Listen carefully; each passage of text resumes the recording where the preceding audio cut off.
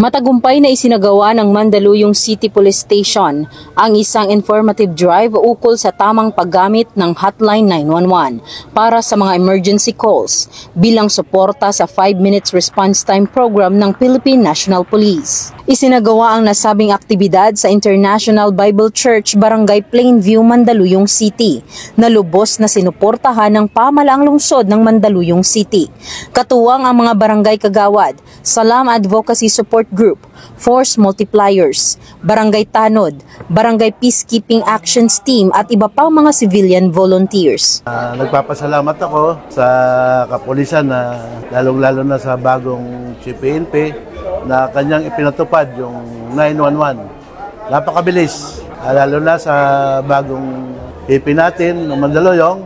Talagang pinatutupad niya yung tamang responde para sa taong bayan ng Mandaluyong. Pinangunahan ni Police Colonel Jenny D. Tecson, Chief of Police ng Mandaluyong City Police Station, ang kampanya na layuning palakasin ang partisipasyon ng komunidad sa mga programa ng PNP para sa kaligtasan at seguridad ng mamamayan. Kabilang sa mga dumalo sa nasabing aktibidad ay si Police Colonel Aldren S. Grand, Chief District Directorial Staff ng Eastern Police District, na kung saan kanyang pinuri ang Mandaluyong City Police Station sa matagumpay na pagpapatupad ng programa at sa dedikasyong ipinakita para sa kapakanan ng publiko. Ang nasabing aktibidad ay patunay na sa tulong ng lokal na pamahalaan at mga katuwang sa komunidad, posible ang mabilis, epektibo at organisadong pagtugon sa anumang emergency sa pamamagitan ng pagtawag sa 911. Pinangunahan naman ni Reverend Pastor James Lee Tika,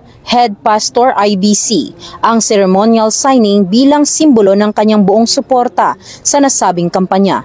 Kasama si Honorable Darwin A. Fernandez, ABC President. Tinapos ang programa sa pamamagitan ng isang pledge of commitment na sumasagisag sa matibay na ugnayan ng pulisya at komunidad tungo sa isang ligtas, mapayapa at maunlad na bagong Pilipinas. Hangad ng Eastern Police District ang kaligtasan ng bawat mamamayan. Ako po ang inyong Police News Network Correspondent, Patrolwoman Jenny Midolor, alagad ng batas, tagataguyod ng Balitang Pulis.